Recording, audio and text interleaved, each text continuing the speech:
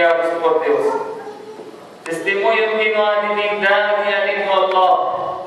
Testemunham que Muhammad é seu servo e mensageiro. Queridos irmãos e irmãs, estamos nos primeiros dias do novo ano do calendário islâmico, o calendário lunar, começando uma nova página da nossa vida. E, queridos irmãos e irmãs, existem datas nesse calendário que são muito importantes na vida do muçulmano e na vida da humanidade inteira. O mês passado, que foi o último mês do calendário, foi marcado, como a gente falou, com a presença do nosso profeta Abraão. No 10º dia do mês passado, que é o último mês do calendário, foi o sacrifício do profeta Abraão. E esse mês, o primeiro mês do calendário, que é o mês sagrado, um dos 4 meses sagrados citados no Alcorão Sagrado, também no 10º dia desse mês é marcado na presença de um profeta, um grande profeta, que é o profeta Moisés.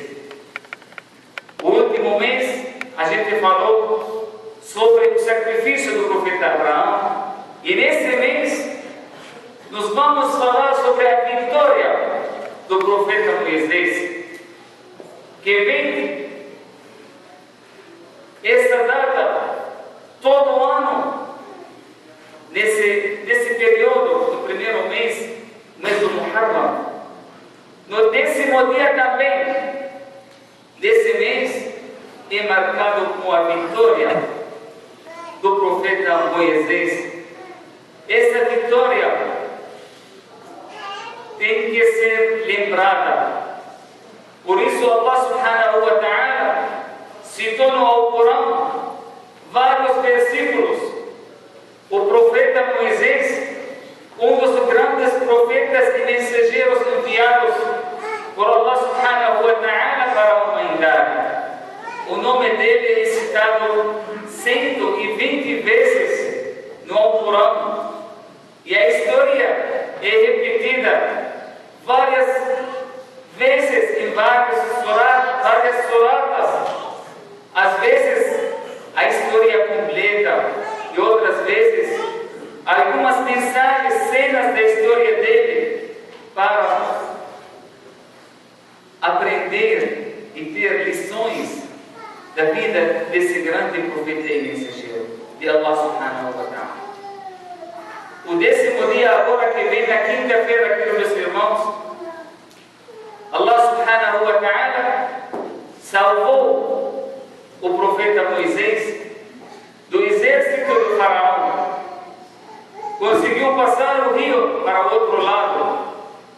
E foi a grande salvação dos filhos de Israel, que sofreram muito, que o faraó escravizou eles e ficaram muitos anos baixo da escravidão.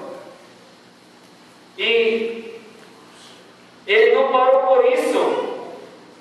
E como o povo egípcio naquela época foi muito influenciado pelos sonhos, o faraó tinha visto um sonho que um desses filhos vai ser adulto e ele vai tomar o trono dele.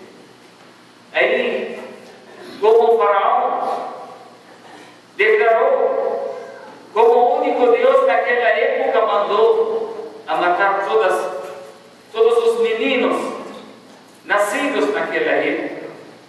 Mas quando Allah subhanahu wa ta'ala quis fazer algo, não adianta planejar se Allah subhanahu wa ta'ala tem outro planejamento. Eles fizeram tudo, mataram muitas crianças para evitar a salvação dessa criança, que ele vai acabar com o poder daquele ditador. Mas quando Allah subhanahu wa ta'ala tem um planejamento, não adianta o planejamento do ser humano. Por isso, meus irmãos, Allah subhanahu wa ta'ala deixou essa criança, esse profeta, crescer na casa dele, com o poder de Allah subhanahu wa ta'ala, e aí conseguiu ser salvo e guiar e libertar o povo de Israel naquela época.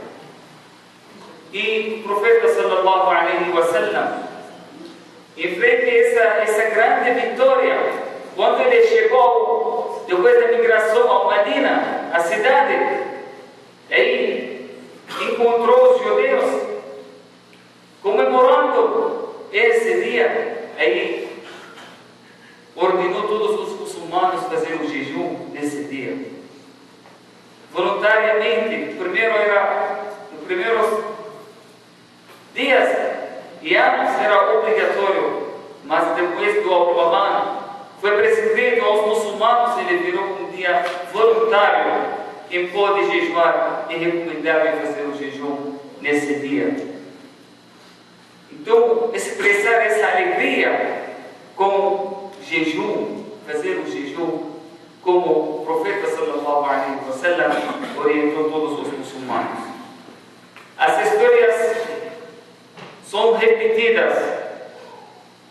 Essas histórias do Alcorão, que Allah subhanahu wa ta'ala citou para os muçulmanos, não são apenas para ler e saber a história dos passados, mas é um exemplo, uma lembrança, um exemplo, uma lição para todos os seres humanos. Essa história, essa luta entre verdade e falsidade, é uma história repetida. Quando o povo ele se levanta e quer a libertação e a escravidão, queridos irmãos, não apenas ter escravos, mas hoje também, hoje em dia, existem vários tipos de escravidão. Tem outra vestimenta, tem outra figura, mas a escravidão sempre existe. E sempre os povos lutam, e eles vão lutar e vão continuar lutando contra os ditadores, os tiranos. O medo que o faraó tinha naquela época é muito forte. Ele, com um sonho, olha o tirano como ele pensa.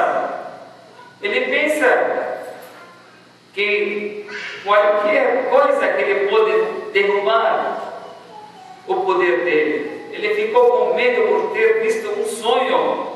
E aí ele ficou preocupado. Aí ele começou arrogantemente a matar as crianças. Ele ficou com medo com as crianças não ficam adultos. E essas cenas, queridos irmãos, são repetidas também. As grandes forças mundiais, esses poderes, eles acham que eles vão ficar sempre no poder. Isso nunca aconteceu, queridos irmãos. O tirano, ele vai acabar. Ele vai ter um dia que vai testemunhar o fim dele. Isso é uma lei divina.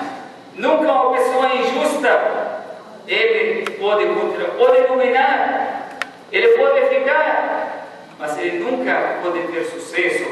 E ele vai ficar sempre com medo. Um dia, ele vai sofrer e vai ter o resultado da sua injustiça dele. Por isso, queridos irmãos, essa história do profeta Moisés é repetida em vários lugares no Alcorão Sagrado.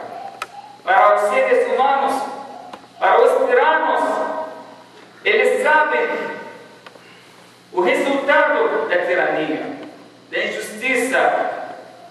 O faraó, quem declarou o único Deus naquela época, ele foi morto de pior forma. E ele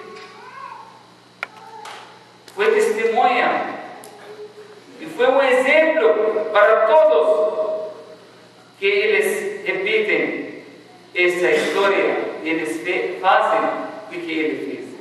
Por isso, queridos irmãos, essa data é muito importante. E o profeta sallallahu alaihi wasallam orientou os muçulmanos para lembrar dessa data e lembrar essa vitória, porque, se Deus quiser, sempre essa vitória também vai ser repetida. Não só repetir, não só feita ou aconteceu uma vez, mas vai ser repetida várias vezes. Então, o profeta sallallahu alaihi wasallam orientou a fazer o jejum como forma de agradecer a Allah subhanahu wa ta'ala.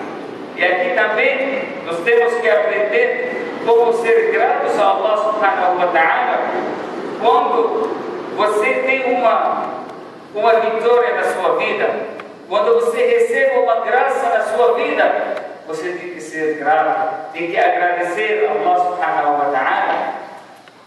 E tem várias maneiras para expressar essa gratidão. O profeta nos ensinou a fazer o jejum no 10º dia do Muharram, como forma de agradecer a Allah subhanahu wa ta'ala por ter dado essa vitória para esse grande profeta. E nós, queridos irmãos, também quando você recebe uma graça de Allah subhanahu wa ta'ala, você tem que expressar a sua gratidão fazendo uma boa ação, fazendo uma coisa boa, não só apenas você fazer um louvor, falar alhamdulillah, mas tem que fazer uma coisa concreta, uma forma de agradecer de Allah subhanahu wa ta'ala, fazer uma caridade, fazer uma adoração, fazer qualquer coisa para expressar essa gratidão. O ser humano, queridos irmãos, como Allah subhanahu wa ta'ala diz no Alcorão Sagrado, ele fica ingrato em frente às dádivas de Allah subhanahu wa ta'ala. Ele só conta as desgraças, ele não conta as dádivas. Quando você sente uma pessoa, hoje ele fica contando para você as desgraças que aconteceram com ele, mas ele não conta as dádivas que Allah subhanahu wa ta'ala tinha dado para ele. Você fala para ele bom dia, ele começa a falar para você sobre o problema do trabalho, sobre a queda do comércio, fechou a loja, perdeu não sei o que, levou o filho para o médico. Ele só conta as coisas ruins, mas ele não conta se aconteceu alguma coisa boa na vida dele.